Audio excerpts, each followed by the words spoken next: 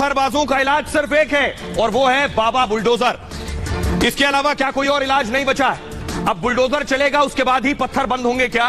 कम से कम लोगों को याद आ रहा है कि अब यही दवाई बची है, बाबा की दवाई ही देनी पड़ेगी, तभी बुलडोजर चलेगा और उसके बाद ही पत्थर रुकेंगे। ये मैं क्यों कह रहा हूं? अगली तस्वीर दिखाइए जरा। ये मैं आपको दिखा रहा हूं हावड़ा की तस्वीर। हावड़ा में जो पत्थर चले, 1 2 3 4 5 6 लोग आपको दिखाई दे रहे हैं पत्थर फेंकते हुए। ऐसे पत्थरबाजों का इलाज क्या है? 1 2 3 4 5 घेरों में जो दिख रहे हैं, क्या इनका इलाज बुलडोजर है? अगली तस्वीर दिखाइए। ये आप देख रहे हैं पत्थर चलते हुए हावड़ा की तस्वीर आप देख रहे हैं। पत्थर चला रहे हैं ये लोग। ये देखिए जरा, मुंह पर मास्क लगाए हुए, मुंह ढक रखा है क्योंकि कैमरे में चेहरा आने ना पाए। क्या इस पत्थरबाजी का इलाज बुलडोजर ही है? अगली तस्वीर दिखाइए। ये देख रहे हैं, ये हाथ में रिवॉल्वर, ये ममता बनर्जी के भतीजे ने तस्वीर शेयर की है। शेयर करते हुए लिखा, रामनवमी में रिवॉल्वर का क्या काम? हाथ में रिवॉल्वर आप देख रहे हैं। अगली तस्वीर दिखाइए। अब ये छतों से पत्थर मारे जा रहे हैं, 1 2 3 छत से जो पत्थर मार रहे हैं, क्या पत्थर बटोर कर पहले से रखे थे जिन्होंने पत्थरबाजी की है? ये देख रहे हैं, ये पत्थर फेंकने की तस्वीरें आपको नजर आ रही है। शोभा यात्रा पर पत्थर फेंक रहे हैं। ये तस्वीर सिर्फ पश्चिम बंगाल से ही नहीं, अलग अलग शहरों से ही। ऐसे लोगों का इलाज क्या है? ये आखिर, ये आप देख रहे हैं, एक और तस्वीर में आपको दिखा रहा हूं। ये जो आप तस्वीरें देख रहे हैं, नालंदा की मैं आपको दिखा रहा हूं। नालंदा से तस्वीरें आई। अगली तस्वीर दिखाई जरा। ये सासाराम की तस्वीर आप देख रहे हैं। सासाराम में भी पत्थर चल रहा है। अब मैं आपको सुनवाता हूं, यूपी के लोगों को सुनिए, वो बता रहे हैं कि बाबा के बुलडोजर की जरूरत और इस दवाई की जरूरत इन लोगों को कितनी है। सुनिए। देखिए, ऐसा उत्तर प्रदेश में पहले कभी हुआ करता था 2017 के पहले। आज वहां भी हो रहा है। वहां की जनता ये जान रही होगी कि योगी जैसा मुख्यमंत्री अगर हमारे यहाँ होता तो हमारे यहाँ भी रामराज्य होता। भाजपा की सरकार अगर होती तो वहां भी ऐसा ही होता, रामराज्य की तरह रामनवमी मना रहे होते। जहां भारतीय जनता पार्टी सरकार नहीं, वहां की जनता जान चुकी है और निश्चित ही वहां की जनता भी भारतीय जनता पार्टी की सरकार को आगे भविष्य में बनाएगी, जिससे कि वहां भी ये ऐसी हिंसा समाप्त हो जाएगी, जड़ से उखाड़ के फेंक दी जाएगी। हमारे उत्तर प्रदेश में भव्य यात्रा पूरा कल रामनवमी के दिन राममय और भगवामय था और इसका इलाज प्रदर्शित हो गया है कि बुलडोजर ही है। बुलडोजर का एक भय है जिससे ये सब चीजें नहीं हो रही हैं। बाबा जैसे मुख्यमंत्री यदि बंगाल में हो जाएंगे तो अपराध वहाँ स्वतः खत्म हो जाएगा। तो बाबा जी का तो कोई मुकाबला ही नहीं कर सकता। बाबा जी के अंदर दृढ़ इच्छा शक्ति है, तभी ऐसा काम कर। हमारे उत्तर प्रदेश में देखिए, जो पत्थर चलाना है, किसी की हिम्मत है चला सकता है क्या? यहाँ पे तो अगर जरा सा भी अगर उसका पत्थर चलाता है या कुछ उसकी पोस्ट कहीं पे आती है, तुरंत उसके दरवाजे बुलडोजर हमारे बाबा जी भेज देते हैं। उसी तरह के वहाँ पर भी होना चाहिए। शोभा यात्रा निकलेगी, धर्म के प्रति कोई ऐसा करेगा तो बुलडोजर अवश्य ही चलना चाहिए। और मैं भी बाबा जी से, अपने योगी जी से यही आग्रह करूंगा कि ऐसे लोगों पर बुलडोजर चलाना जरूरी है। इतनी सक्रियता है, इतनी सतर्कता है कि इस राज्य में कहीं कुछ भी गलत कार्य नहीं हो सकता है। जो भी होगा सब मानक के आधार पर होगा और अच्छा ही होगा। रामनवमी भी अच्छे से बन गई, हमने दर्शन भी किया, हमें भी कोई प्रॉब्लम नहीं आई और दंगा भी कुछ नहीं हुआ। इसलिए हम कहना चाहेंगे योगी सरकार बहुत अच्छी सरकार है उत्तर प्रदेश के लिए और माफिया भी खत्म हो जाएगा उत्तर प्रदेश का। ऐसे ही बहुत बेहतरीन रही है। अच्छी व्यवस्था तो हमने इसके पहले कभी देखी नहीं थी। इतनी सफाई वही थी और इतनी अच्छी पुलिस की व्यवस्था थी कि हम तो मजे आ गए। बस योगी से बढ़िया यहाँ पे कोई सीएम नहीं है, उसके अलावा और कोई नहीं चाहिए। सुन लिया आपने सुन लिया लोग क्या कह रहे हैं, योगी के अलावा कोई नहीं चाहिए। ये मैं क्यों कह रहा हूं, देखिए जरा। ये जो आप देख रहे हैं, फ्लैग मार्च निकला, हावड़ा में पुलिस निकली, सड़कों पर आई और पुलिस ने स्थिति को काबू किया। लेकिन बहुत सी ऐसी तस्वीरें हैं जो तस्वीरें ये बता रही हैं कि आखिर पुलिस तमाशा क्यों देख रही थी। पत्थर चल रहे थे, पुलिस देख रही थी। पुलिस का रोल बहुत इंपॉर्टेंट है, इसलिए अब टीएमसी बनाम बीजेपी हो गया। बीजेपी सवाल उठा रही है। दूसरी तरफ ये आप देख रहे हैं, सबसे पहले आप देखिएगा, ममता बनर्जी ने कहा शोभा यात्रा के रूट बदलने के आरोप लगाए कि रूट आखिरी टाइम में बदल दिए गए। गलत रूट से शोभा यात्रा निकालने का दावा किया गया। ममता ने पूछा शोभा यात्रा का रूट क्यों बदला गया। उन्होंने कहा मैंने बार बार कहा रामनवमी के जुलूस को नहीं रोकेंगे, लेकिन शोभा यात्रा दूसरे रूट से क्यों गई। हावड़ा में आज भी दंगे हुए हैं। दंगों के लिए राज्य के बाहर से गुंडे बुलाए गए, ये ममता का आरोप। मार्च में तलवारें और बुलडोजर क्यों लाए गए, इस पर बीजेपी का कहना है। बीजेपी के ने ममता के बयान पर निशाना साधा। शोभा यात्रा का रूट नहीं बदला गया था, यात्रा अपने तय रूट से ही जा रही थी। रूट टीएमसी रूट को लेकर झूठ बोल रही है। हावड़ा मैदान तक जाने की अनुमति थी। वहां जाने के लिए यही एकमात्र रास्ता था। पिछले साल हावड़ा में इसी जगह पर हिंसा हुई थी। किसी एक समुदाय को इसका जिम्मेदार नहीं मानते हैं। यह प्रशासन की विफलता है, यह बीजेपी का कहना है। सुनिए जरा ममता बनर्जी और शुभेंदु अधिकारी। আমি রামনবমীর মিছিল আটকাবো না, কিন্তু মনে রাখো মিছিল আমরাও করবে, তোমরাও করবে। রমজান মাসও চলছে, রোজার মাসও চলছে। একটা মুসলিম এরিয়ায় গিয়ে হামলা করলে মনে রাখো তার বিরুদ্ধে আইনত পদক্ষেপ নেবে। पुलिस कुछ काम नहीं कर रहा है, पूरा साइलेंट है। वहाँ 2000 से ज्यादा पुलिस है, सीपी है, 2 सीनियर आईपीएस ऑफिसर को चीफ मिनिस्टर भेजा, एक सिद्धिनाथ गुप्ता, मनोज वर्मा। ये लोग पूरा के पूरा 1 बजे से लेकर अब तक 3:30 बजे बन रहा है। इसमें साइलेंट है, स्पेक्टेटर है, कुछ नहीं कर रहा है।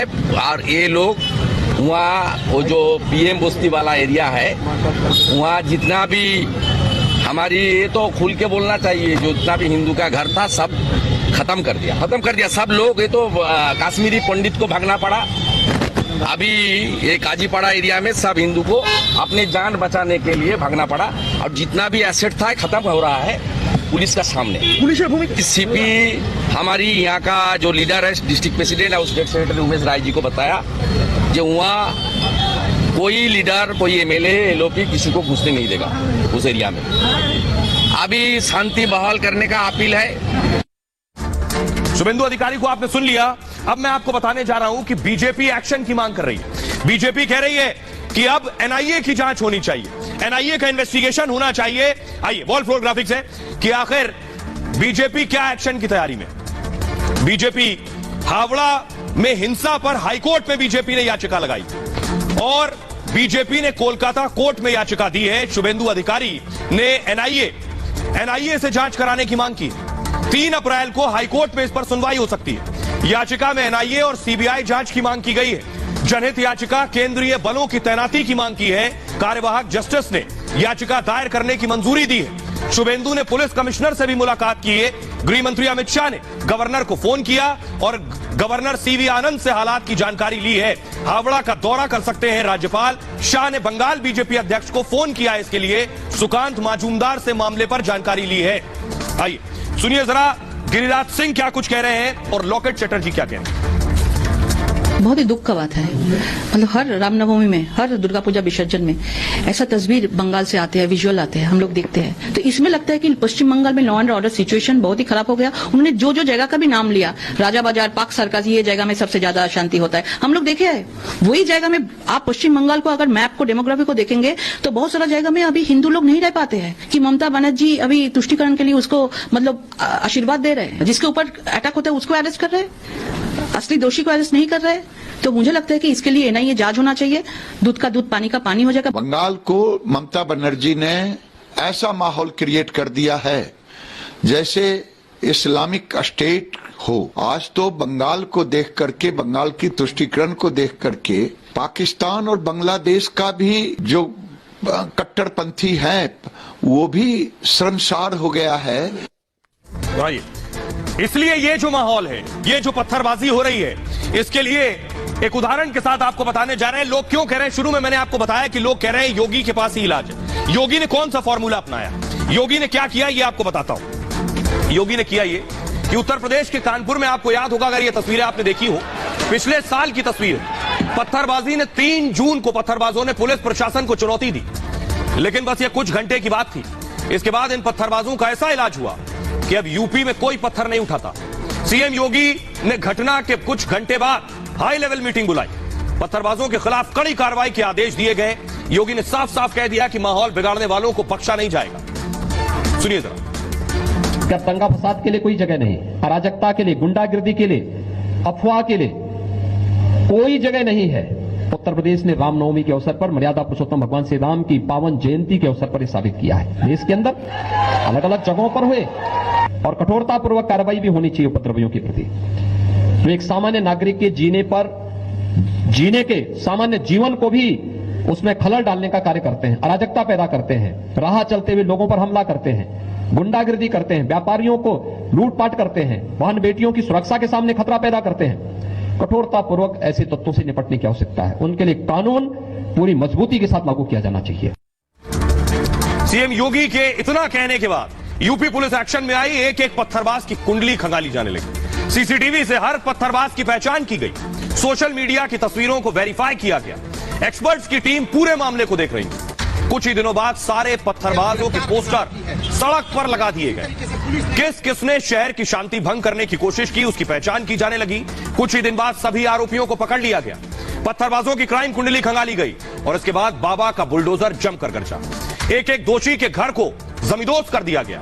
इसके बाद योगी राज में कोई भी पत्थर उठाने से पहले कई बार सोचता है। देश के कई राज्यों में पथराव की तस्वीरों के बाद यह मांग उठ रही है कि बुलडोजर एक्शन ही इन पत्थरबाजों का एकमात्र इलाज है। देखिए जरा योगी ने, फ्लोर ग्राफिक्स प्ले कीजिए। योगी ने आखिर क्या एक्शन लिया है कानपुर में? कानपुर में जो योगी ने एक्शन लिया है वो एक्शन ये है कि फॉरेन ऑफिसर्स के साथ बैठक की। 3 जून 2022 को कानपुर में पथराव हुआ था। पथराव के बाद एक्शन में सीएम योगी आए। घटना के बाद सीएम योगी ने मीटिंग की और हेडरूम कम कीजिए। हाई लेवल मीटिंग में कड़ी कार्रवाई के आदेश दिए। दोषियों के खिलाफ एफआईआर दर्ज करने के आदेश दिए गए। हिंसा पर सीएम योगी ने कड़ी चेतावनी दी। माहौल बिगाड़ने वाले बख्शे नहीं जाएंगे। बिना रियायत के कठोर कार्रवाई होगी उनके खिलाफ। अराजकता किसी भी सूरत में बर्दाश्त नहीं होगी। शांति का माहौल बिगाड़ने वालों से सख्ती से निपटेंगे। बिना किसी रियायत के कठोर कार्रवाई को कहा। पुलिस ने सबसे पहले सीसीटीवी खंगाली, सोशल मीडिया के वीडियो को खंगाला और पत्थरबाजों के पोस्टर चस्पा कर दिए। सड़क चौराहे पर पोस्टर लगा दिए गए। सभी पत्थरबाजों की पहचान की गई। 60 से ज्यादा पत्थरबाज गिरफ्तार किए गए और पकड़े गए लोगों के क्राइम रिकॉर्ड खंगाले गए। एनएसए और गैंगस्टर एक्ट के तहत कार्रवाई की गई। 100 अवैध इमारतों को चुना गया। सबसे पहले 15 बिल्डिंग की लिस्ट तैयार की गई। दोषियों के घर पर बुलडोजर चलाया गया। छतों से पत्थर बरसाने वालों पर एक्शन लिया गया। उपद्रवियों की संपत्ति कुर्क करने का आदेश दिया गया। एक्शन के बाद दंगाइयों के हौसले पस्त हो गए। यूपी में पथराव की कोई घटना नहीं हुई है। सुनिए जरा क्या कुछ कह रहे हैं उदित राज और अनुराग ठाकुर। हिंदू मुसलमान का दंगा बिना बीजेपी के होता नहीं। ममता बनर्जी जी ने कहा है कि बाहर के गुंडे आए थे, वो आते हैं। भारतीय जनता पार्टी की खेती यही है, अगर हिंदू मुसलमान न होगा तो वोट कहां से मिलेगा? ममता जी के राज में जिस तरह से पत्रकारों पर हमले हुए, शोभा यात्रा रामनवमी की निकालते हुए उन पर पथराव हुआ है, इससे ज्यादा शर्मनाक और क्या होगा? आखिरकार राज्यों में कानून व्यवस्था बनाए रखना राज्यों की जिम्मेदारी है। पत्रकारों पर हमले बर्दाश्त नहीं किए जा सकते। राम भक्तों पर पथराव हो और उनको भी घायल करने का काम हो, फिर भी राज्य की सरकारें चुप रहें, ये उचित नहीं है। इनके खिलाफ कार्रवाई होनी चाहिए।